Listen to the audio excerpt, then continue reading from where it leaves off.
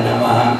तन्मे मनः शिव संकल्पमस्तु, सर्वे भवन्तु सुखिनः।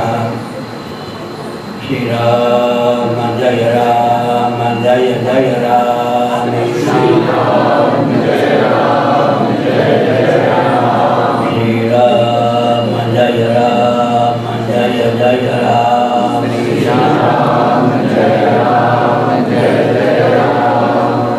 धर्म की जय हो, अधर्म का नाश हो, प्राणियों में सभा न हो, विश्व का कल्याण हो, गो माता की जय हो, गो हत्या बंद हो, भारत अखंड हो। सर्वभूत हृदय धर्म सम्राट श्री स्वामी करपात्री जी महाराज की जय हो, श्री जगन्नाथ महाप्रभु की जय हो, श्री बलभद्र महाप्रभु की जय हो, भगवती सुभद्रा देवी की जय हो। हर हर महादेव। गोविंद जय जय गोपाल जय जय, गोविंद जय जय गोपाल जय जय, राधा रमण हरे गोविंद जय जय, राधा रमण हरे गोविंद जय जय, श्री कृष्ण गोविंद हरे मुरारे, श्री कृष्ण गोविंद हरे मुरारे, हे नाथ नारायण वासुदेव, हे नाथ नारायण वासुदेव, गोविंद जय जय गोपाल, गोविंद जय जय गोपाल जय जय, गोविंद जय जय गोपाल जय जय, राधा रमण हरे गोविंद जय जय, राधा रमण हरे गोविंद जय जय, टेबल गोविंद जय जय गोपाल जय जय, गोविंद जय जय गोपाल जय जय, राधा रमण हरे गोविंद जय जय, राधा रमण हरे गोविंद जय जय, श्री वृंदावन बिहारी लाल की जय। नमो महादुह्य शंभो शिव शिव शिव शिव शिव शिव, नारायण नारायण नारायण।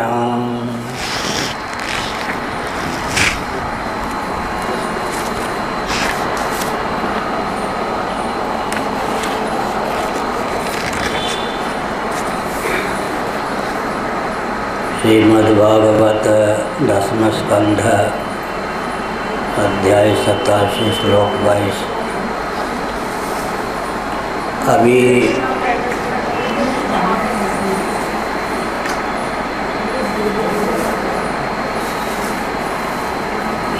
प्रवचन के समय कोई इधर नहीं आएंगे। वदनुपथं कुलायमिदमात्मसुहृत् प्रियवच्चरति तथोन्मुखे त्वयि हिते प्रिय आत्मनि च, न बतरमन्त्यहो असदुपासनयात्महनो, यदनुशया भ्रमन्त्युरुभये कुशरीरभृतः।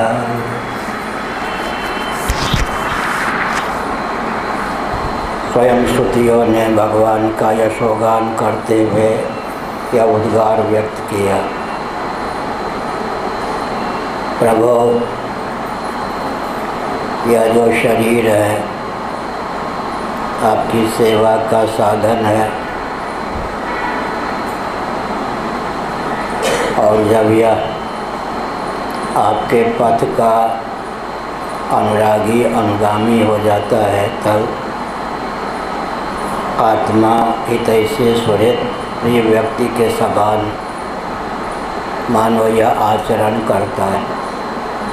यहाँ शरीर का अर्थ जीवन देहेंद्रिय प्राणांतकरण से समन्वित। जीव के सच्चे हितैषी तो आप ही हैं, प्रियतम भी आप ही हैं, साक्षात आत्मा स्वरूप भी केवल आप ही हैं।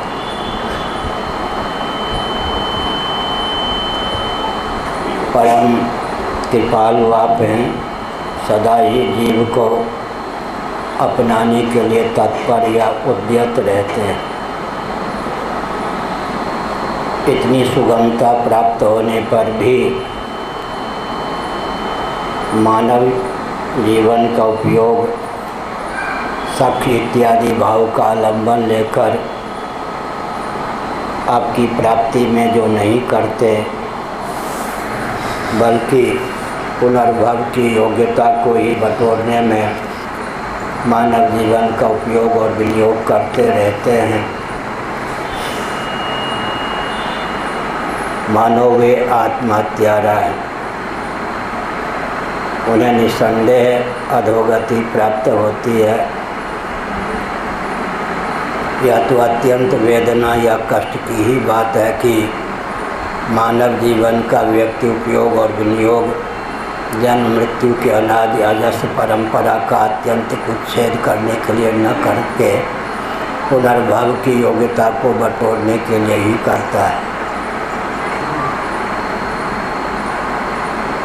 होता क्या है, व्यक्ति की प्रत्येक गतिविधि का उपयोग और विनियोग पुनर्भव में होने के कारण जन्म मृत्यु के अनादि अजस्र परंपरा का उच्छेद न करके एक व्यक्ति ऐसे शुभाशुभ कर्मों को कर लेता है कर्तृत्व बुद्धिपूर्वक, जिसके फलस्वरूप उसे अनेक शरीरों की प्राप्ति होती है। रामचरितमानस में एक तथ्य उद्भाषित किया गया। एक गुरु उस समय भगवान शिव का दर्शन करने आए, जब उनका शिष्य शिवालय में भगवान शिव की आराधना के नाम पर बैठा था, समाधिस्थ नहीं था। उसने गुरुदेव का दर्शन भी किया, लेकिन उठकर अभिवादन या नमस्कार नहीं किया। गुरु ने तो बाल बुद्धि संपन्न समझकर शाप नहीं दिया, लेकिन आराध्य शिव से नहीं रहा गया। उन्होंने शाप दे दिया, तुमने अजगर के समान आलस्य का परिचय दिया, प्रमाद का परिचय दिया, इसके फलस्वरूप अयुत जन्म अजगर के प्राप्त हों। हिंदी में अयुत का अर्थ होता है 10,000। एक अजगर की आयु कितनी होती हो? एक एक क्षण के प्रमाद से व्यक्ति 10-10 हजार शरीर बटोर लेता है। यदि हमको आपको भगवत कृपा से दिव्य चक्षु की प्राप्ति हो तो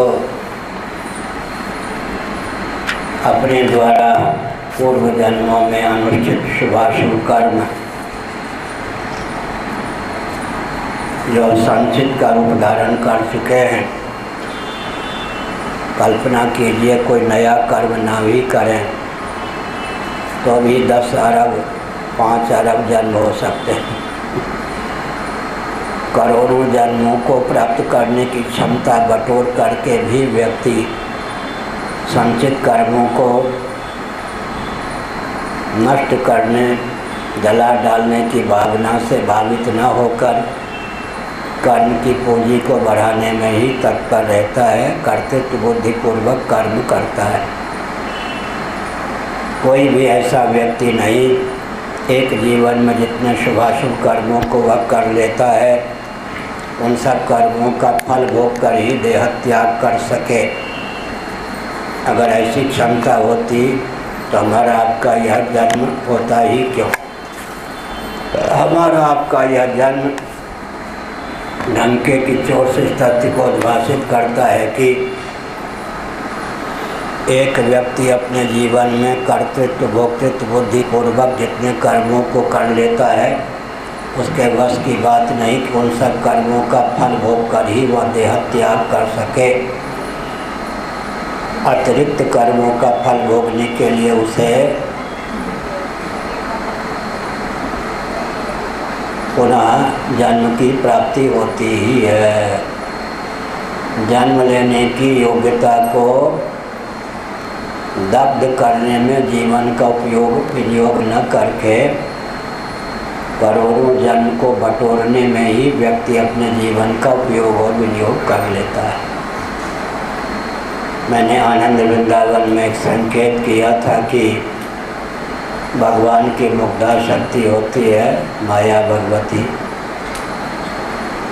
जब कोई बालक या बालिका का परिवार में जन्म होता है, माता पिता भले ही आस्तिक हो, ऐसा उनको लगता हो, इतनी जानकारी हृदय में हो कि देह के नाश से जीवात्मा का नाश नहीं होता, देह के भेद से जीवात्मा में भेद की प्राप्ति नहीं होती, फिर भी मान के चलते हैं गुरु वहाँ है, इसने देखा ही कहाँ संसार को, मानो पहली बार इसने जन्म लिया है। राग द्वेष आदि से कलुषित उसका जीवन पहले से होता है, फिर प्रशिक्षित को प्रशिक्षित करने का प्रकल्प चलता है। जीवत्व का प्रशिक्षण लेकर वो आया है। जो स्वयं को पिता समझते हैं, माता समझते हैं, न जाने कितने बार वह उनका भी माता पिता रह चुका हो, लेकिन जीव के अज्ञान की पराकाष्ठा है कि अपने बालक का अपनी बालिका का पोषण व्यक्ति यही मानकर करते हैं कि मानो इसने पहली बार संसार का मुख देखा है, जानता ही क्या है। माना कि अभिव्यंग की अभिव्यक्ति अभिव्यंजक के अधीन होती है। अभिव्यंजक के तारतम्य से अभिव्यंग की अभिव्यक्ति में तारतम्य होता है। जैसे कि विद्युत की अभिव्यक्ति बल्ब और बादल के अधीन होती है, बल्ब और बादल के तारतम्य से विद्युत की अभिव्यक्ति में तारतम्य होता है। फिर भी अभिप्राय क्या है, ये जो साहित्यिक वाक्य गद्य में हमने कहा, इसका अभिप्राय यह है कि शरीर का प्रभाव अंतःकरण पर या सूक्ष्म शरीर पर पड़ता है। स्थूल शरीर जो एक दिन शब्द के रूप में दृष्टिगोचर होता है, या समग्र सूक्ष्म शरीर का अभिव्यंजक संस्थान है। इसके बाहरी हिस्से में पंच कर्मेंद्रियों को, पंच ज्ञानेंद्रियों को व्यक्त करने के संस्थान हैं। अभ्यंतर भाग में प्राणों को, अंतःकरण को व्यक्त करने के संस्थान हैं। समग्र सूक्ष्म शरीर को अर्थात लिंग शरीर को अर्थात कर्मेंद्रिय, ज्ञानेंद्रिय, अंतःकरण, प्राणों के संवेद स्वरूप को प्रकट करने की क्षमता मनुष्य शरीर में है। और सूक्ष्म शरीर कारण शरीर का विव्यंजक संस्थान है। कारण शरीर जीवात्मा का विव्यंजक संस्थान है। जीवात्मा जीवन धन जगदीश्वर का विव्यंजक संस्थान है। जीवन धन जगदीश्वर सच्चिदानंद स्वरूप निरुपाधिक ब्रह्म के अभिव्यंजक संस्थान हैं।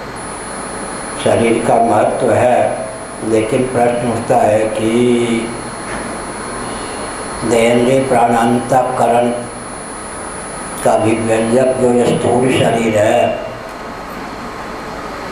इसका उपयोग और विनियोग कहाँ होना चाहिए? पुनर्भव की योग्यता को बटोरने में या जलाने में? प्रश्न तो इतना ही है। गीता के 4थे अध्याय में ज्ञान को अग्नि कहा गया, ज्ञानाग्नि का वर्णन किया गया है। तो नादान जो जीव होते हैं, मनुष्य शरीर प्राप्त करके भी पुनर्भव पर विजय प्राप्त करने का प्रयास न करके पुनर्भव की योग्यता को बटोरने में ही दिन रात लगे रहते हैं। मैंने आनंद वृंदावन में एक उदाहरण दिया था। कल्पना कीजिए बिहारी जी की कृपा, बांके बिहारी जी की कृपा से 5 मिनटों के लिए हमको आपको दिव्य चक्षु की प्राप्ति हो गई। हमने उस दिव्य चक्षु का क्या उपयोग किया? मान लो ये सामने जो बालिका है, इसे 5 मिनटों के लिए दिव्य चक्षु की प्राप्ति हो जाए, या संकल्प करे कि अनादिकाल से अब तक मैंने जितने शरीरों को शब बना दिया है, मेरे द्वारा त्यागे गए उन सब शरीरों का मुझे एक कालावच्छेद देने दर्शन हो, क्या होगा? इसमें अनादिकाल से अब तक जितने शरीरों को शब बना दिया है, कदाचित एक कालावच्छेदेन उन सब शरीरों का इसे दर्शन प्राप्त हो तो इसके शब से ही करोड़ों ब्रह्मांड पट जाए। यहाँ जितने व्यक्ति बैठे हैं, एक एक जीव ने अनादिकाल से अब तक जितने शरीरों को शब बना दिया है, अपने द्वारा त्यागे गए उन सब शरीरों का कदाचित उसे दर्शन प्राप्त हो तो एक एक जीव के द्वारा त्यागे गए शरीरों से कोटि कोटि ब्रह्मांड पट जाए। हमने गणित की परिभाषा गुरु ग्रंथ गोविंद की कृपा से निर्धारित की है। गणे की गणना अगणित की लक्षणा का नाम गणित है। इसकी अंग्रेजी बना लेना है। गणे इंदिरा जी को पता है, उन्होंने आपस में मिलकर अंग्रेजी में अनुवाद किया था। आप तो अंग्रेजी से में हो। गणे की गणना अगणित की लक्षणा। गणे गणना पराशर जी है क्या? अच्छा, बैठ।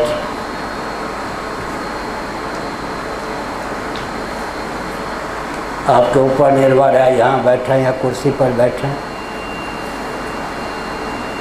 क्या कथावाचक भी श्रोता कभी कभी हो ही जाते हैं ना, अच्छे हैं। हमने संकेत किया कि गणे की गणना अगणित की लक्षणा का नाम गणित है। वैसे हमारे लिए जो असंख्य है वह भी असंख्य नहीं है। हम अपनी बुद्धि की सीमा में कह सकते हैं असंख्य।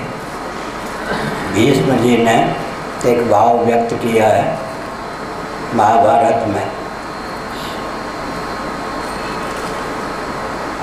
जन्म ही सिद्ध करता है कि संख्या की सीमा में ही कोई वस्तु हो सकती है।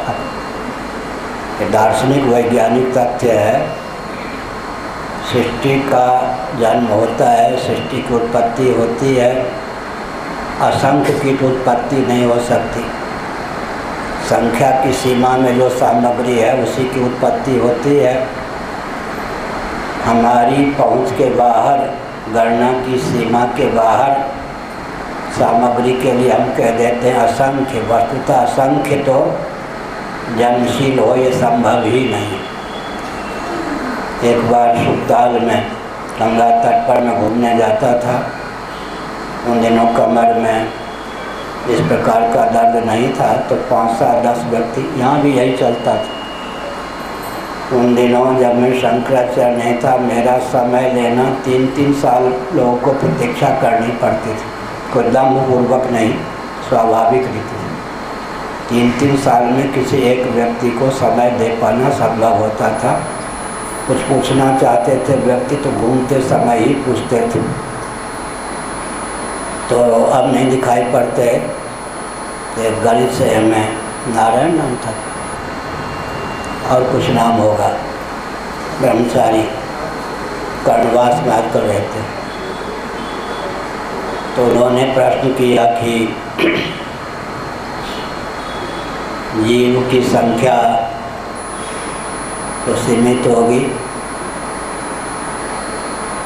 अनिर्वचनीयवाद की यहाँ प्राप्ति होती है। स्वामी दयानंद जी से एक व्यक्ति ने पूछ दिया, स्वामी जी, आप ऐसा मानते हैं कि मुक्त जीव का पुनर्जन्म नहीं होता? एक बाग में, एक वन में कितनी भी चिड़िया क्यों ना हो, एक एक करके उड़ती जाएगी तो कभी न कभी तो चिड़ियों से रहित तो वन हो ही जाएगा। एक एक जीव अगर मुक्त होता जाएगा, कभी न कभी तो जीव का भंडार शांत हो ही जाएगा। जब जीव ही नहीं रहेंगे, सब मुक्त हो जाएंगे, तो भगवान जगत की संरचना नहीं करेंगे, तो अपने आप ईश्वर की जो यह सृष्टि है समाप्त हो जाएगी। बहुत विचित्र प्रश्न कर दिया। तो दयानंद स्वामी ने कहा, मैं सदा के लिए किसी जीव को मुक्त मानूंगा ही नहीं। न रहे बाँस न बने बाँसुरी, न बने बाँसुरी न बजे बाँसुरी। मुक्त जीव का मैं पुनर्भव मान लूँगा। तो जीव का भंडार क्या कभी कम होगा ही नहीं। असंख्य में गति तो नहीं है, संख्या की असंख्य कहना, लेकिन जिसको हम असंख्य कहते हैं, अगर जन्मशील है कोई तो उसकी संख्या अवश्य होगी। सृष्टि की उत्पत्ति डंके की चोट से इस तथ्य को सिद्ध करती है कि संख्य, हर पदार्थ संख्य है। इस तथ्य को गणित की दृष्टि से भीष्म जी ने महाभारत में अभिव्यक्त किया है। लेकिन यूँ असंख्य, हम आप एक जीव हैं, लेकिन स्वप्नावस्था में एक अद्भुत चमत्कृति हमारे जीवन में आती है। हम मनोयोग से पृथ्वी बन जाते हैं, जल बन जाते हैं, अग्नि बन जाते हैं, वायु बन जाते हैं, आकाश बन जाते हैं, और स्थावर जंगम प्राणियों का रूप भी धारण कर लेते हैं। वायुयान इत्यादि भी बन जाते हैं। इसका अर्थ क्या हुआ? एक जीव भी अगणित हो जाता है। मूल जीव तो स्वप्नावस्था में हम एक ही होते हैं, स्वप्न साक्षी के रूप में, लेकिन मनोयोग से स्वप्न में पृथ्वी, पानी, प्रकाश, पवन, आकाश, करोड़ों स्थावर जंगम प्राणी के रूप में अभिव्यक्त हो जाते हैं। इसलिए अनिर्वचनीय ख्याति के अनुसार जीव को हम असंख्य कहते हैं। तो सार क्या निकला? जन्म और मृत्यु की अनादि अजस्र परंपरा का आत्यंतिक उच्छेद यदि मानव जीवन का लक्ष्य है, फिर भी जीव की नादानी यह है, मूर्खता, अज्ञता, नासमझी यह है कि वह जन्म लेने की योग्यता को पालता है। एक एक जीवन में एक एक लाख नए शरीर को धारण करने की क्षमता अर्जित कर लेता है। इस प्रकार भवाटवी में भटकता रहता है। 84 लाख योनियों में न जाने कितने बार हमने भ्रमण किया होगा। हमने आनंद वृंदावन में एक रहस्य छांदोग्य उपनिषद के अनुसार ज्ञापित किया। आज भगवान सूर्य क्षमा करेंगे, दृष्टांत के लिए लोग ब्रह्मा जी का उपयोग कर लेते हैं सूर्य भगवान। इस समय जो सूर्य के पद पर हैं, मैंने आनंद वृंदावन में कहा था, मुझे मालूम है कि वो तत्वज्ञ भी हैं। केवल सूर्य का पद ही नहीं, वो तत्वज्ञ भी हैं इस समय जो सूर्य के पद पर हैं। लेकिन बहुत से ऐसे इंद्र भी होते हैं जो तत्वज्ञ नहीं होते। छांदोग्य उपनिषद के 8वें अध्याय के अनुसार यह तत्व सिद्ध है, इंद्र पद प्राप्त करने के लिए तत्वज्ञान अपेक्षित नहीं, सूर्य का पद प्राप्त करने के लिए तत्वज्ञान अपेक्षित नहीं। इसलिए छांदोग्य उपनिषद में वैराग्य की प्रगल्भता के लिए एक अद्भुत तथ्य ख्यापित किया गया कि आज जिन सूर्य देव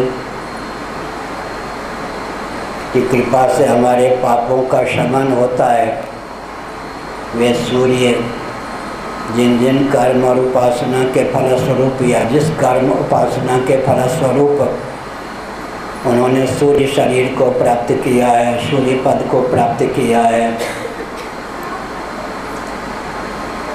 वह कर्म राशि उपासना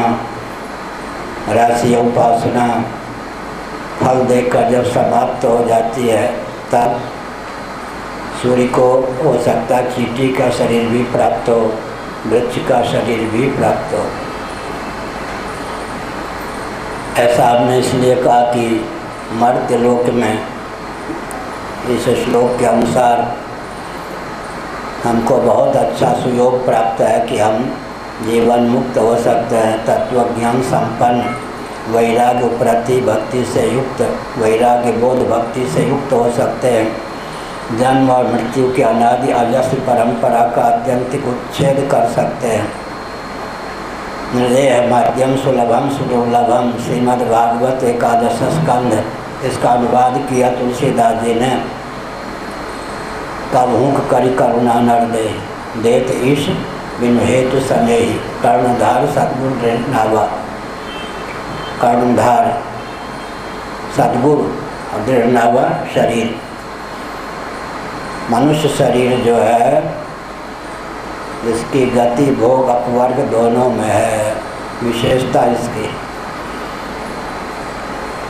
सावधान होकर आप सुन ही रहे हैं। अगर मनुष्य भी सर्वथा प्रारब्ध के ही अधीन हो, तब इसके ऊपर लौकिक वैदिक विधि निषेध शास्त्रों की प्राप्ति न हो। जैसे वृक्ष हैं, चींटी इत्यादि हैं, कृमि इत्यादि हैं, इन्हें विधि निषेध की प्राप्ति नहीं है। ऐसे ही अगर मनुष्य सर्वथा कर्म के अधीन ही है, प्रारब्ध के अधीन ही है, पृथक से प्रयत्न या पौरुष की क्षमता इसमें है ही नहीं, तो लौकिक वैदिक विधि निषेध की प्राप्ति से क्यों है? लौकिक वैदिक विधि निषेध की प्राप्ति मनुष्य को है। इससे सिद्ध होता है कि नए कर्म करने की क्षमता भी जीवों में है। प्रारब्ध को नया बल नहीं होता, प्रारब्ध तो फल दे करके शांत हो जाता है। प्रारब्ध को नया बल प्राप्त नहीं होता, फल देकर फ्यूज हो जाता है, नष्ट हो जाता है। केवल संस्कार के वशीभूत होकर प्रारब्ध के नष्ट हो जाने पर भी नवीन कर्मों की उद्भावना जीव कर लेता है। तो हमने संकेत किया, जन्म का पर्यवसान कर्म है, कर्म का पर्यवसान जन्म है। जन्म लिया है तो कुछ किए बिना रह नहीं सकते। नहीं कश्चित क्षणमपि जाति तिष्ठत्य कर्मकृत। जिसके जीवन में कर्तृत्व भोक्तृत्व बुद्धि शेष है, आत्मा को अविक्रिय विज्ञान घन जिसने नहीं समझा है, नहीं कश्चित क्षणमपि जाति तिष्ठत्य कर्मकृत। एक क्षण भी ऐसा नहीं कि कर्म किए बिना ना रहे। तुम क्या बिगाड़ लोगे, मैं कुछ नहीं करता, ऐसा कोई कहे, मैं कुछ नहीं करता, कर्तृत्व बुद्धि पूर्वक या जो वाक्य है यह भी कर्म ही है। मैं कुछ नहीं करता, मुट्ठी खोलना अगर कर्म है तो यूँ बांध लेना भी कर्म ही है। कर्तृत्व बुद्धि पूर्वक निवृत्ति का नाम भी कर्म ही हो जाता है। बड़ी विचित्र बात। जब तक कर्तृत्व बुद्धि है तब तक कर्म है ही। कर्मणि कर्मया पश्येद कर्मणि च कर्मया। विचित्र बात है, पहले से ही असंख्य जन्मों को प्राप्त करने की क्षमता संचित कर्म के रूप में हमारे पास है। फिर भी संतोष नहीं, नया कर्म करते जाते हैं। यही ईश्वर की माया है। व्यक्ति समझता नहीं कि पहली बार जन्म नहीं हुआ, पहली बार जन्म नहीं हुआ है। बच्चा जन्म लेता है, दूध पीने की कला उसको किसने सिखाई? दूध पीना शुरू कर देता है। इससे सिद्ध है कि पहली बार उसका जन्म नहीं हुआ है। माताएं इस बात को जानती हैं। पयोदधि नहीं, पयोधर, उसमें पयोदधि है, दूध है, लेकिन बच्चा दूध पीने लगता है, माँ के पयोदर को चूसने लगता है। इस जीवन में तो इस कला का प्रशिक्षण कहीं प्राप्त नहीं हुआ। इसका अर्थ क्या होता है? इसका अर्थ यह होता है कि अरबों जन्मों से, अनादिकाल से जीवत्व का प्रशिक्षण हमको प्राप्त है, फिर भी माता पिता समझते हैं नादान है, इसने संसार का मुख देखा ही नहीं। चक्रवृद्धि ब्याज को भी मूलधन बनाकर अतिरिक्त ब्याज बनाने की क्षमता गणित में है। जहाँ चक्रवृद्धि ब्याज भी मूलधन हो जाए, वैसे ही अत्यंत प्रशिक्षित जीवत्व की घूंटी पिया हुआ व्यक्ति को भी माता पिता बकसते नहीं। क्या उसको और जीवत्व की घूंटी पिलाते हैं। मैंने उदाहरण दिया था आनंद वृंदावन में, या भी पुरी में दिया था। पुरी में ही छत पर घूम रहा था आश्रम में 28-29 साल पहले। पड़ोस में एक ब्राह्मण परिवार का मकान था। सब जमीन, मठ की ज़मीन पे कब्जा किए हुए ही सब हैं चारों ओर। हमारे जाने के बाद तो ये घटना नहीं घटी, लेकिन पहले श्री जगन्नाथ मंदिर से लेकर समुद्र तक पूरे गोवर्धन मठ पुरी का ही क्षेत्र था। अब कालक्रम की बात है, मैं क्या करूँ, पूर्वाचार्यों के नाम पे रो तो नहीं सकता। भगवान ही रोने लगे, हमने सृष्टि बनाई, जीवों ने कब्जा कर लिया, हाय मैं रहूँ तो कहाँ रहूँ। सबसे ज़्यादा कष्ट, बहुत बढ़िया इसको लगा, सबसे ज़्यादा कष्ट तो भगवान को होना चाहिए। मैंने सृष्टि बनाई, जीवार्था सृष्टि, मैंने सृष्टि बनाई, इन जीवों ने सब पे कब्जा कर लिया, मेरे रहने के लिए तो कोई ठौर ठिकाना छोड़ा ही नहीं। ठीक है, तो हमने संकेत किया कि मैं घूम रहा था कर ब्राह्मण परिवार में, ब्राह्मणों में कर भी होते उधर, कर परिवार।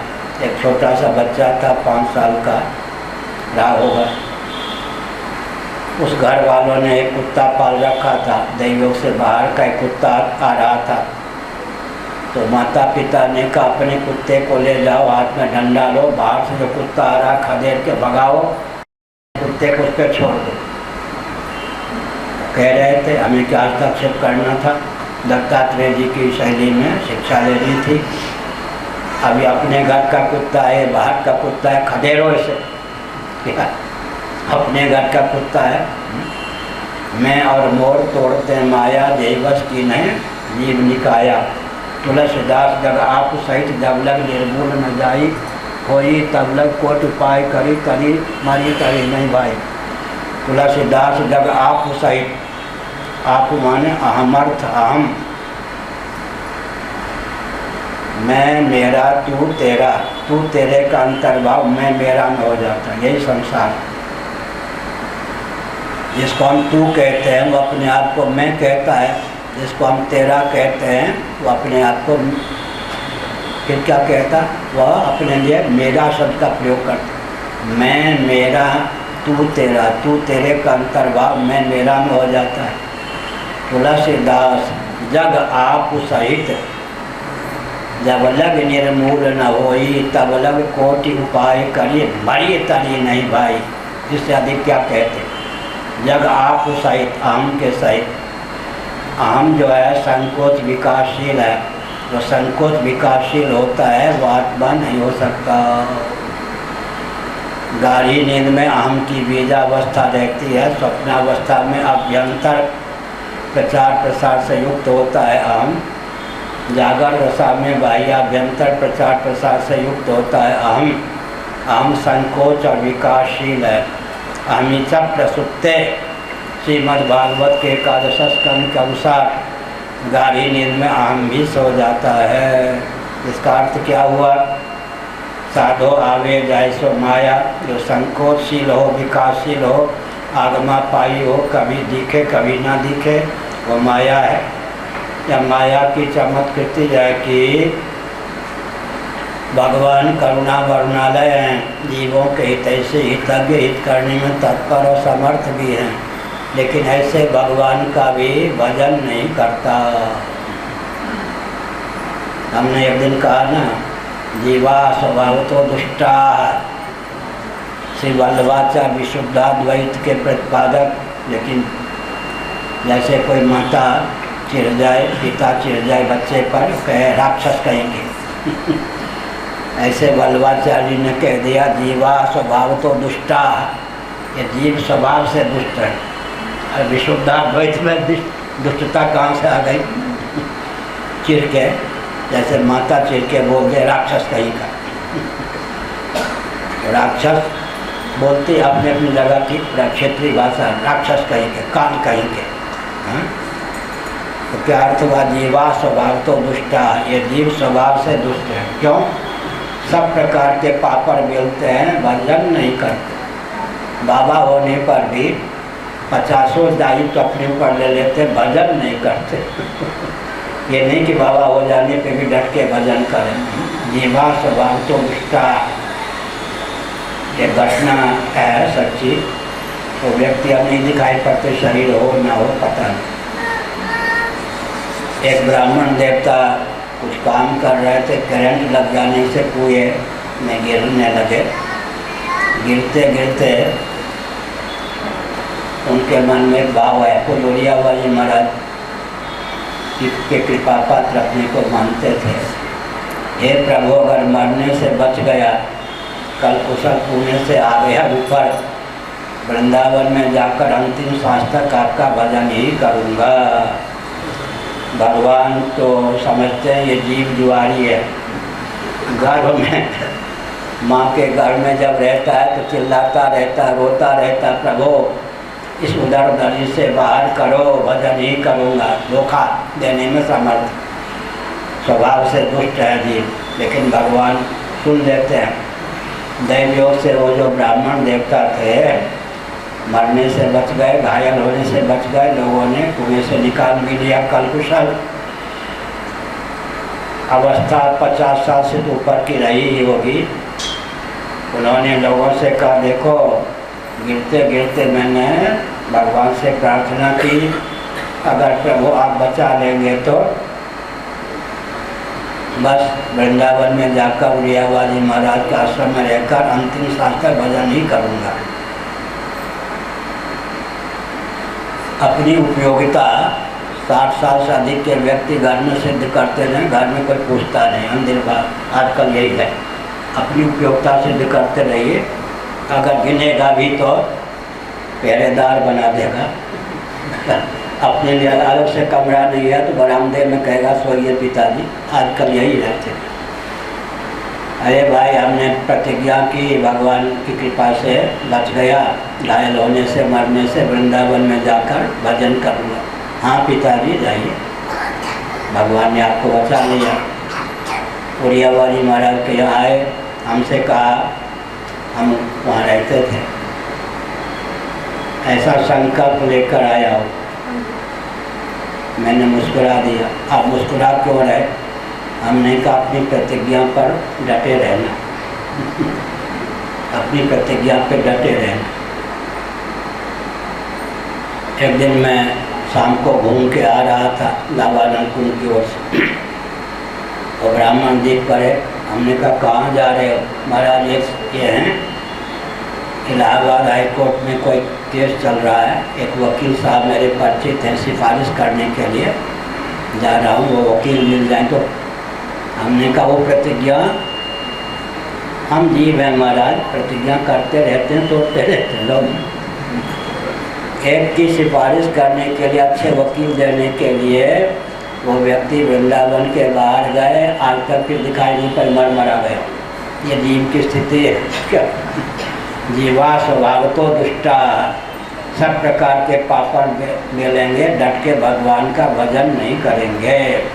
मनुष्य शरीर मिलने पर भी फिर ऐसा ही व्यवहार करेंगे जिससे 10-20 जन्म की योग्यता और बटोर करके यही पहले से ही करोड़ों शरीरों को प्राप्त करने की क्षमता है, फिर और ऐसा कर्म करते हैं कि नए और करोड़ों शरीर प्राप्त हो।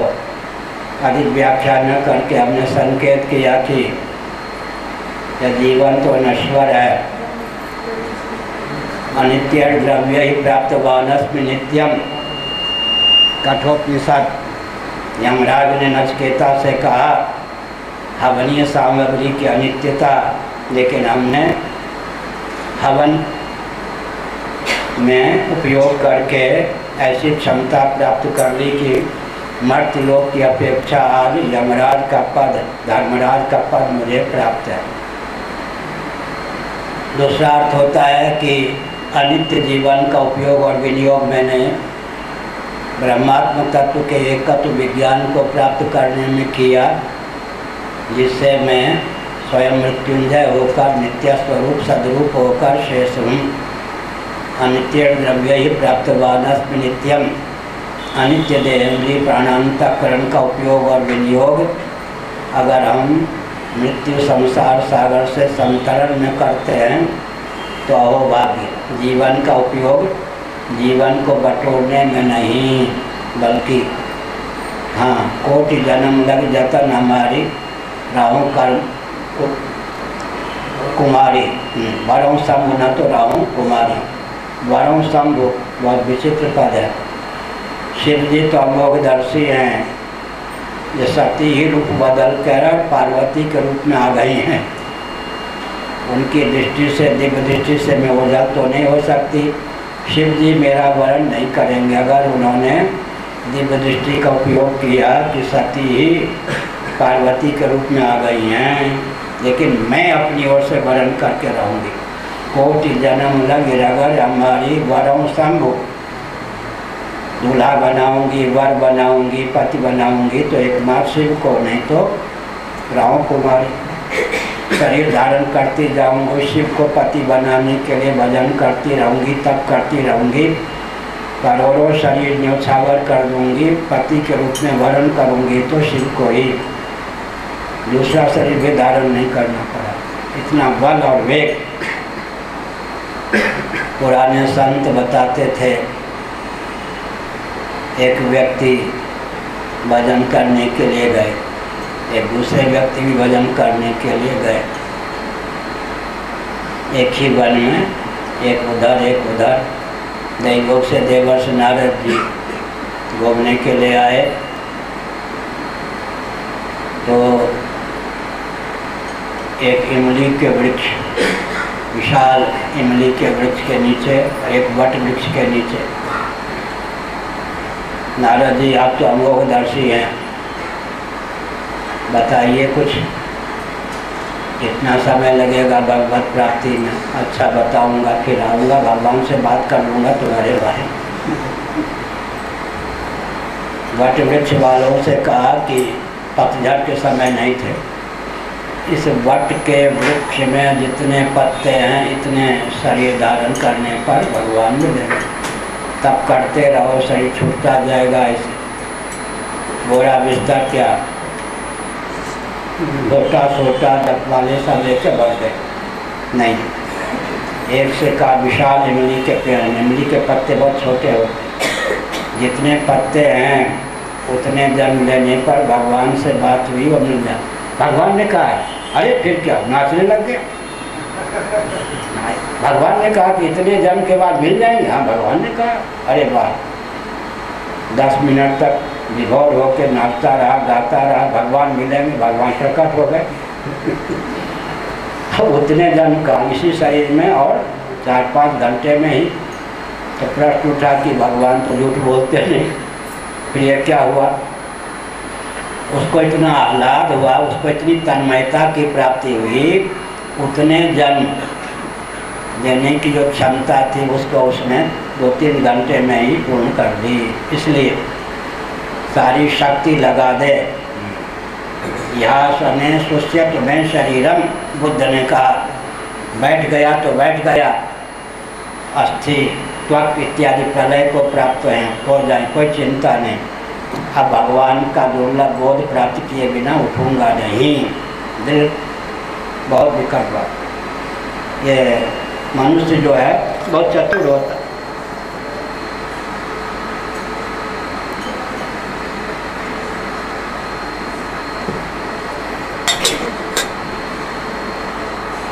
गोष्ठी में प्रायः लोग पूछते हैं, भगवान कितने दिन में मिलेंगे। भव के लिए अरबों जन्म अर्पित कर चुके, अनादिकाल से करोड़ों जन्म अर्पित करने के लिए कमर कसे। और भगवान के मिलने की बात आती है, कितने घंटे भजन करें, कितने दिन, क्या एक जन्म भी भगवान के लिए ईमानदारी से पूरा लगाने के लिए तैयार नहीं। जीवा स्वभाव तो दुष्टा, दुष्ट है या नहीं, बड़ी विकट। भवाटवी में भटक रहे, भवसिंध में गोता लगा रहे, करोड़ों अरबों जन्म अनादिकाल से भव के ऊपर न्योछावर कर दिया। लेकिन भगवान जिन्होंने भव बनाया, सूर्य चंद्र नक्षत्र ये सब दिव्याति दिव्य सामग्रियों से समवेत प्रपंच की जिन्होंने रचना की, उनकी प्राप्ति की बात आती है। महाराज कितने दिन में भगवान मिलेंगे, कितने घंटे मिलेंगे, मतलब क्या है, बेगार टालना, यही हुआ ना। कोटि जन्म लग रगर हमारी, वरों शंभु न तो राहों कुमारी। इस क्षण से अतिरिक्त जीवन जितना भी हो सब भगवत प्राप्ति के लिए ही समर्पित, ऐसा निश्चय हो तो बल और वेग जीवन में इतना आता है कि व्यक्ति को इसी जीवन में भगवान की प्राप्ति हो जाती है। बल और वेग की बात है, बल और वेग तदर्थे खिल चेष्टितम। भगवान तो प्राप्त ही है, निर्गुण निराकार भगवान तो सबको प्राप्त है, प्रतीकात्मा के रूप में ही। सगुण निराकार भगवान अंतर्यामी सर्वेश्वर के रूप में सबको प्राप्त है। सगुण साकार भगवान की बात है, पंचदेव में कोई देव या उनके अवतार वेदांत शास्त्र सम्मत इष्ट होते हैं सनातनियों के, क्योंकि हम लोग भगवान को निर्गुण निराकार, सगुण निराकार, सगुण साकार तीनों ही मानते हैं। मैंने कई बार यहाँ भी कहा होगा, पुरी में कहा होगा, आनंद वृंदावन में कहा होगा, जिनका भगवान जगत बनाता है जगत बन नहीं सकता। निमित्त कारण है, अभिन्न निमित्तोपादान कारण नहीं है। उनका भगवान सगुण निराकार ही होता है। वैशेषिकों का भगवान सगुण निराकार, नैयायिकों का भगवान सगुण निराकार, शेश्वर सांख्यवादी योगियों का भगवान सगुण निराकार, और आज समाजी सज्जनों का भगवान सगुण निराकार, कुरान शरीफ की सीमा का भगवान सगुण निराकार, बाइबल की सीमा का भगवान सगुण निराकार। न ऊपर निर्गुण न नीचे साकार। श्री वैष्णवाचार्यों में श्रीमद रामानुजाचार्य महाभाग इत्यादि के भगवान सगुण निराकार होते हुए सगुण साकार भी, निर्गुण नहीं। निर्गुण परम वचन तो है, निर्गुणम निष्क्रियम शांतम निर्वध्यम निरंजनम। श्री रामानुजाचार्य महाभाग और स्वयं दयानंद स्वामी भी उन्हीं की अनुकृति करके सत्यार्थक प्रकाश में दयानंद स्वामी जी ने भी क्या लिखा, क्या कहा, भगवान को निर्गुण कहने वाली श्रुतियाँ हैं, भगवान को निर्गुण कहने वाली श्रुतियाँ हैं। लेकिन निर्गुण शब्द का प्रयोग उपनिषदों में जहाँ जहाँ हुआ है वहाँ पर अर्थ में संकोच करना चाहिए। वस्तुतः भगवान निर्गुण नहीं है, दिव्याति दिव्य गुणगण समलंकृत हैं। निर्गुण का अर्थ है जीवनिष्ठ है, गुण से रहित, स्वचित, स्वानुरूप, दिव्याति दिव्य गुणगण संपन्न। यही श्री रामानुजाचार्य महाराज मानते हैं। इसका मतलब सगुण निराकार, सगुण साकार दोनों प्रकार के भगवान को वैष्णवाचार्य मानते हैं। हम लोग स्वरूपता निर्गुण निराकार, औपाधिक धरातल पर सगुण निराकार और सगुण साकार भगवान को मानते हैं। तो सार क्या निकला, भगवान सबके प्रिय हैं, सबके हितकारी हैं, सबके हितैषी हैं और जीवों को अपनाने के लिए सदा उद्यत रहते हैं। लेकिन जीव की मचल ऐठ आकार बहुत विचित्र है।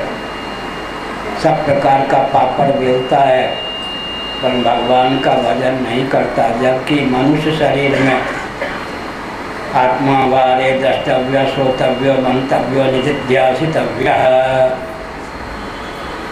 भगवान के श्रवण की क्षमता भी प्राप्त है, मनन की क्षमता भी प्राप्त है, निधिध्यासन या ध्यान की क्षमता भी प्राप्त है और दर्शन की क्षमता भी प्राप्त है। भगवान के श्रवण मनन निधिध्यासन साक्षात्कार की क्षमता से संपन्न हमारा आपका जीवन है। आत्मा वारे द्रष्टव्य श्रोतव्य मंतव्य निधिध्यासितव्य, इसका अर्थ क्या है? भागवत तत्व के श्रवण की क्षमता हर प्राणी में तो प्राप्त नहीं है। उपक्रमोपसंहार आदि सर्वलिंगों के द्वारा वेदों का परम तात्पर्य ब्रह्मात्म तत्व के एकत्व में सन्निहित है। इस अचंचल निश्चय का नाम श्रवण। श्रवण पारिभाषिक शब्द है। उपक्रमोपसंहार आदि सर्वलिंगों के द्वारा वेदों का परम तात्पर्य ब्रह्मात्म तत्व के एकत्व में सन्निहित है। इस अचंचल निश्चय का नाम श्रवण है। सुना या नहीं? किसी मन चले बच्चे को माता पिता कुछ बोलते हैं, जानते हैं कि इसने कान से सुन तो लिया, फिर भी पूछ देते यह माता सुना या नहीं। इसका अर्थ क्या हुआ? सुना तो सही, मैंने जो सुनाया उसको क्रियान्वित करने के लिए कटिबद्धता है या नहीं, संलग्नता है या नहीं, है ना? हाँ, तो भगवान की कृपा से यह जो मनुष्य शरीर प्राप्त है, भगवत तत्व के फल है कोई? उस बच्चे को भूख लगी हो, ले लो, एक पहले फल ले लो, इनकम टैक्स लो। फल नहीं पाएगा, दूध मैं कहाँ से लाऊं? ठीक है, तो दूध तो आप ही दे सकती हो। आधुनिक बच्चा होगा, फल नहीं पाता।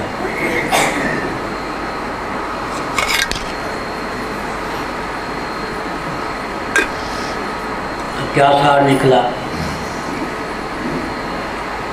एक बड़ी विचित्र बात है। कामुककारी करुणा नरदेहि देत ईश बिन हेतु सनेहि। भगवान जीवों के प्रारब्ध पर ध्यान देते हैं, अवसर दे देते हैं कि मनुष्य शरीर प्राप्त करने वाला प्रारब्ध को ऊपर करके अवसर दे देते हैं कभी कभी। कामुककारी 1000 वर्ष बाद, मान लीजिए 1000 जन्म के बाद मनुष्य शरीर प्राप्त करने का योग, तो भगवान को दया आ जाती है, अपना अंश सरीखा है, प्रारब्ध को ऊपर कर देते हैं। वो प्रारब्ध मनुष्य शरीर को प्रदान कर देता है। एक कृपा भगवान की। निर्देह माध्यम सुलभम सुदुर्लभम लभम सुकल्पम गुरुकर्णधारम मयानुकूलेन नभस्वतेरितम पुमान भगाब्धि न तरे सात्महा। पहली कृपा भगवान की, मनुष्य शरीर प्रदान किया। निर्देह माध्यम सुलभम सुदुर्लभम भगवान दे देते हैं। सन्मुख मारुत अनुग्रह मेरो। मुझे विष्णु आश्रम जी ने कहा, उनका शरीर अलीगढ़ का था। इधर की भाषा 2 तरह की होती है, पर मीठी होती है, ब्रजभाषा। ऐ तू बता, मैं शंकराचार्य पद पर नहीं था, दंडी स्वामी तो था ही। सन्मुख मारुत अनुग्रह मेरो। तुम यात्रा कर रहे हो, सामने से हवा आ रही हो, इसको अनुग्रह मानोगे या कोप मानोगे? सन्मुख मारुत अनुग्रह मेरो। पीछे से हवा हो तो तेज गति होगी, सामने से हवा आ रही हो तो अनुग्रह मानेंगे या प्रतिबंध मानेंगे? बहुत बढ़िया उन्होंने कहा कि इसका अर्थ बता। ऐसे बोलते थे, सन्मुख मारुत अनुग्रह मेरो। इसका अर्थ क्या है? वैराग्य के अनुकूल परिस्थिति उत्पन्न करना, ये भगवान का अनुग्रह। सन्मुख मरुत का अर्थ क्या है? एक हमारे कोई गुरुभाई गृहस्थ थे, नकली संस्कृत विद्यालय चला रहे, झूठ मूठ के कागज पर, लेकिन वो संपूर्णानंद विश्वविद्यालय से रुपया ले जाते थे विद्यालय के नाम। संस्कृत के पंडित पहले वाले नहीं, ये अंग्रेजों के समय से विचित्र होते हैं। मैं पूज्य गुरुदेव धर्म सम्राट करपाती जी महाराज से पढ़ता भी था, अतिरिक्त समय में जो आ जाते पढ़ा भी था। तो बाहर बैठ करके वो ऐसे क्या शुद्ध बोलते हैं। पंडितों को प्रायः पुराने नहीं, ये जो 100-200 वर्षों की परंपरा चली, 300 वर्षों की, और भूल निकालने के लिए सुनते हैं, इसलिए उनके पल्ले कुछ नहीं पड़ता, कहीं गलत तो नहीं बोल रहे। होते होते देखा कि ठीक ठाक है। आके हमसे कहा, महाराज काशी आता हूँ, पत्नी मिली है, बहुत डांटती रहती है, प्रतापगढ़ या कहाँ से आता हूँ। फिर मैं कहता हूँ कि तेरा आराध्य पतिदेव श्रीमन नारायण के समान हूँ। वो कहती है, मैं इतने लथाड़ती हूँ, अपमान करती हूँ। बोले, स्वामी कटपाती जी महाराज जैसे महापुरुष के तुम शिष्य बने, फिर भी तुमको वैराग्य नहीं होता। तुम्हारी आरती उतारूंगी तो कभी वैराग्य होगा। तो हमने कहा, बढ़िया ठीक कहते हो। उन्होंने कहा, आइए पतिदेव, तुम कहते हो कि आइए पतिदेव चरण पखारूं, आरती उतारूं, ये सब न करके बस बागवानों का प्रयोग करती है। कहा, तुम आखिर पतिव्रता हो, हमारी धर्मपत्नी हो, जरा संभल के बोलो, आदर दो। उसने कहा कि मैं इतना कट बोलती हूँ, फिर भी तो तुम्हें वैराग्य नहीं होता। स्वामी कटपाती जी महाराज जैसे गुरु मिले, बेटे आदि सब ठीक ठाक, घर में कोई जितना धन चाहिए उसमें कोई कमी नहीं, फिर भी भजन नहीं करते। तो बताओ, तुम्हारे पाँव दबाऊँ, आरती उतारूँ तो कभी वैराग्य होगा? सन्मुख मरुत अनुग्रह मेरो, सामने से विपत्ति के जंजाल आवे, आंधी आवे, अनुग्रह यस्या हम अनुग्रहणामि, भागवत 11 स्कंध। इस पर मैं अनुग्रह करता हूँ, धन हरण कर लेता हूँ। धन का मिलना भी अनुग्रह, धन का अपहरण भी अनुग्रह।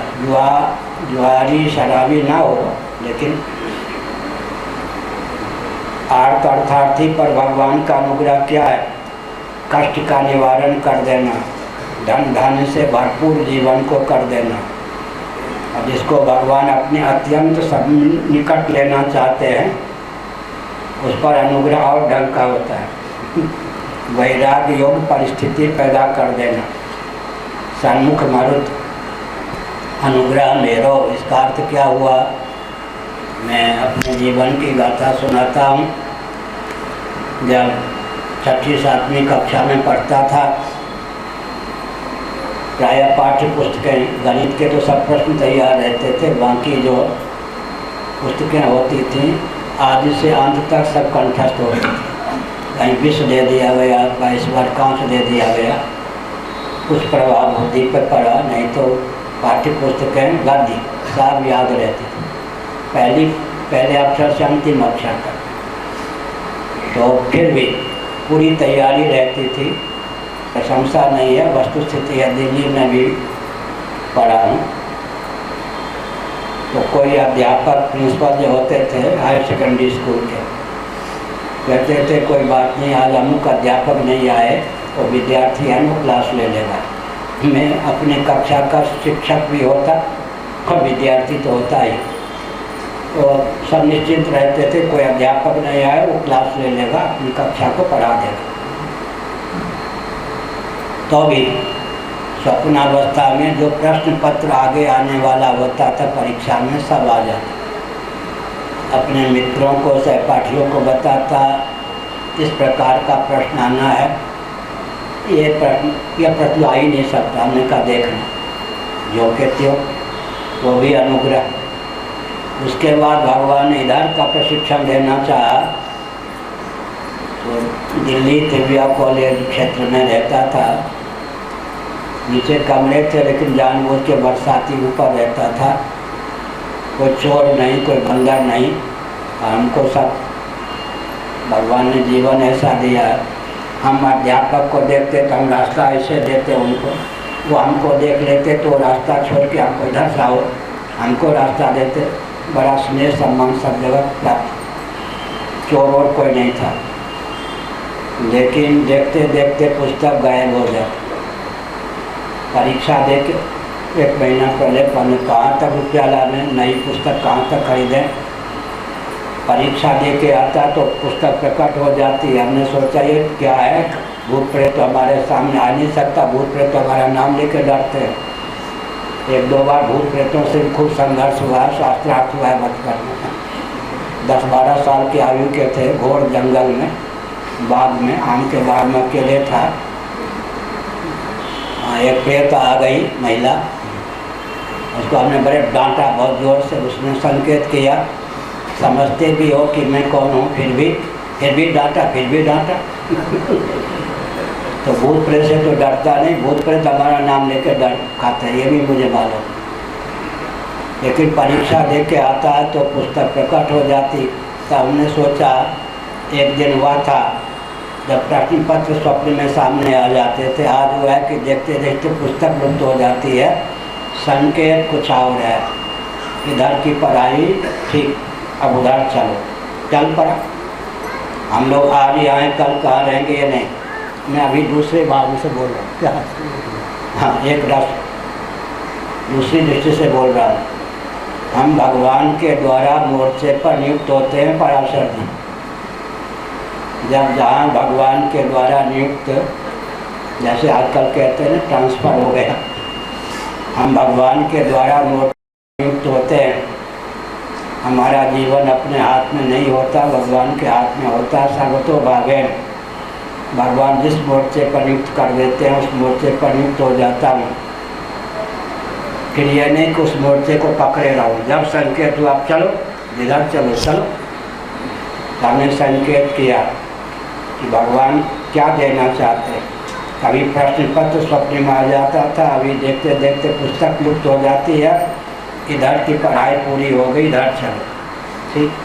तो हमने क्या संकेत किया, सन्मुख मरुत अनुग्रह मेरो, भगवान का अनुग्रह, यस्याम अनुग्रहणामि, भगवान जिस पर अनुग्रह करते हैं कभी कभी धन का अपहरण कर लेते हैं। जिज्ञासु, आर्त अर्थार्थी को जब जिज्ञासु बनाना होता है, आर्त अर्थार्थी किसको कहते हैं? गीता के 7वें अध्याय के अनुसार आश्रय लिया, भगवान का विषय बनाया भव को, यही ना। तो जिज्ञासु, आश्रय और विषय दोनों बना दिया भगवान को। अज्ञानी, न आश्रय न विषय, आत्मस्वरूप। दूसरे का आश्रय लिया जाता है, दूसरे को विषय बनाया जाता है। न भगवान का आश्रय, नास्तिक नहीं, न भगवान का आश्रय न विषय, भगवान को बनाया। ज्ञानी तो आत्मैव में मतम, आत्मी बना लिया तो आर्त अर्थार्थी जिज्ञासु, आत्मस्वरूप ही भगवान सिद्ध हो गए। कृतज्ञता ज्ञापन करने के लिए भगवान का आश्रय लेने पर भी हृदय से ज्ञानी तो आत्मैव में मतम, ज्ञानी के तो भगवान आत्मी व्यावहारिक धरातल पर वस्तुतः आत्मा स्वरूप ही होते हैं। हनुमान जी ने कहा, प्रभु राम के सामने देह भाव से मैं दास हूँ, आप स्वामी हैं। जीव दृष्टि से मैं अंश हूँ, आप अंशी शरीके हैं। वस्तुतः जो आप हैं वही मैं हूँ, जो मैं हूँ वही आप। तीनों धरातल पर कर्म, उपासना, ज्ञान, तीनों दृष्टियों से यह व्यवहार है। हमने संकेत किया कि भगवान के भजन करने योग्य हमको जीवन भी प्राप्त है। तो अनुग्रह क्या हुआ? सन्मुख मरुत, वैराग्य के अनुकूल परिस्थिति उत्पन्न होना, यह भी अनुग्रह है। धन आदि की वर्षा होना जान उग्रह है, वहाँ वैराग्य के अनुकूल पहले वित्त धन का भरण कर लेता हूँ। धन व्यक्ति के पास न रहे तो बेटे पत्नी सबका असली स्वरूप प्रकट हो जाता है। क्या? हाँ, क्षमा करना। फिर टिपिक जब आपको भूतली मिली तो आपको डर नहीं लगा? मुझे डर नहीं लगा, भूत को मुझसे डर लगा। बढ़िया पूछा। हाँ सुनो, मैं बता ही दो। अब भूत की बात है, भूत की बात सुनो। भगवान न सही भूत सही। मेरी आयु समझ गए, आयु माने एज, लगभग 10 साल की थी। गांव से लगभग 4 फर्लंग दूर आम का बाग था। पूर्व की ओर निहारो तो 8 किलोमीटर पर कोई गांव था, बीच में नदी जंगल। पश्चिम की ओर निहारो तो 4 फर्लंग पर कोई गांव था, अपना गांव। उत्तर की ओर 4 फर्लंग पर था, दक्षिण की ओर 3-4 फर्लंग पर कोई गांव था। आम के बगीचे में अकेले था, मचान पर। परिवार के व्यक्तियों ने जिस व्यक्ति को नियुक्त किया था, शुद्ध परिवार के एक व्यक्ति को, उसने एकांत में कहा कि आप निडर हो। कभी कभी मैं, उसका नया विवाह हुआ था, आपके पास नहीं भी आऊँगा तो घर के व्यक्तियों से बहन आदि शिकायत मत करना, आप निडर हो, ठीक। मचान पर बांस के बनाते हैं, उस पर लेटा था, ऐसे देख रहा था उत्तर की ओर, शायद वो आवे। बिजली आदि की कोई बात नहीं थी, वो तो आया नहीं। तो लगभग 3 फर्लंग दूर उत्तर की ओर एक देवी दिखाई पड़ी। उसके पास इतनी सी झोली जिसमें मुश्किल से 25-50 आम आ सके। वो कभी हाथ बढ़ावे तो 100 हाथ के हो जाए, लंबा हाथ। उन दिनों आम के वृक्ष बहुत लंबे लंबे भी होते थे। कभी यूँ करे तो आम की डाली, फल से युक्त आम की डाली ऐसे झुक के उसकी झोली के पास आ जाए। झोली सफ़ेद इतनी बड़ी, हजारों आम उसने यूँ तोड़ा, झोली भरे दी। मैं समझ गया तो सामान्य लक्षण नहीं है, किसी और का लक्षण है। मैं ऐसे आँख फाड़ के देख रहा था, डरा नहीं। उसके बाद महामहोपाध्याय मुकुंद झा, बक्सी महामहोपाध्याय मुकुंद झा, निरुक्त पर भी जिनका भाष्य है, बहुत बड़े विद्वान। ये आन पंडित के पोथी से मुकुंद के थोथी, बहुत बड़े विद्वान। रिश्तेदार सुनाई पड़ता है क्या आप लोगों को? सुनाई पड़ता है तो ये गिर गया तो कोई गल नहीं। क्या लगा रहा है? हमें ऐसा कुछ नहीं, हमको अरे ये सामने कुछ नहीं हुआ।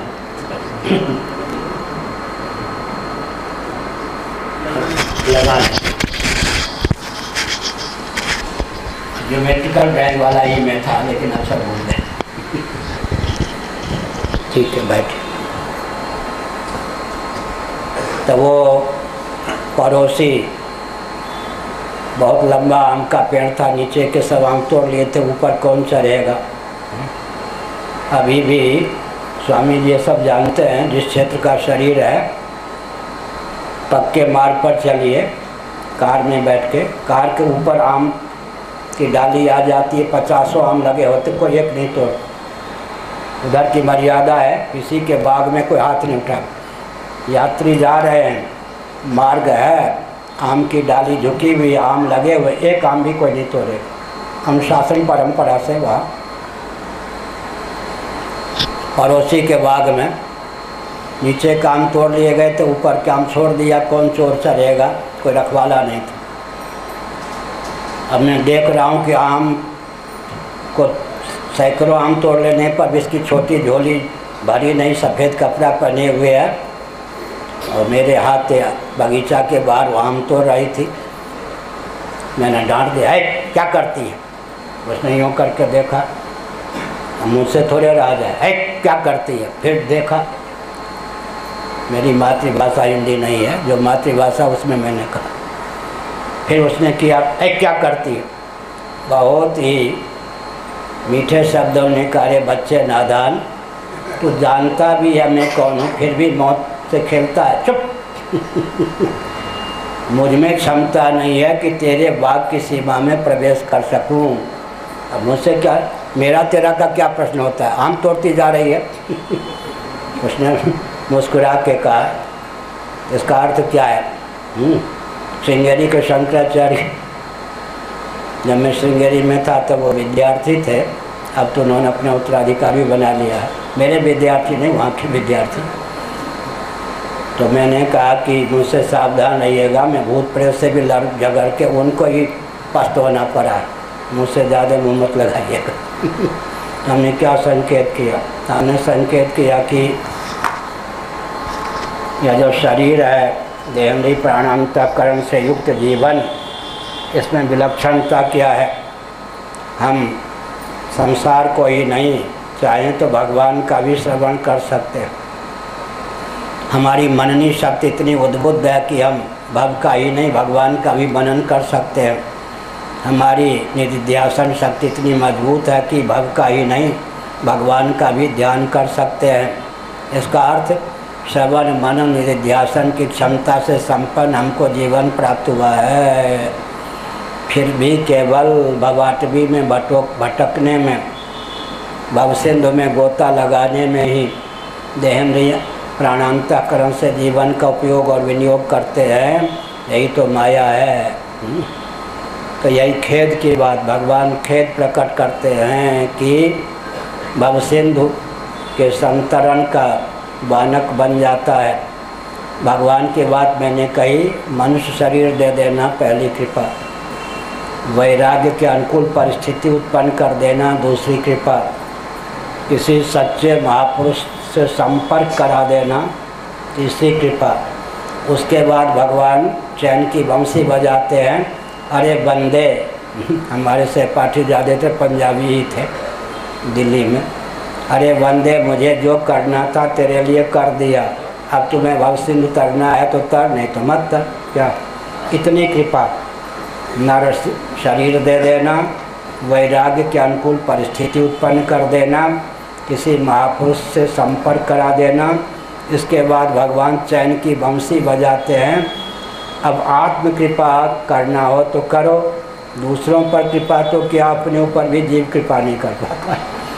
आत्म कृपा जो न तरय भवसागर, नर समाज अहिपा, सोकृत निंदक मंद मति, आत्म हानिगत जाए।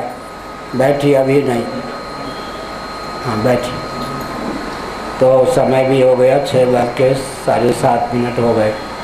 श्री राम जय राम जय जय राम, श्री राम जय राम जय जय राम। धर्म की अधर्म का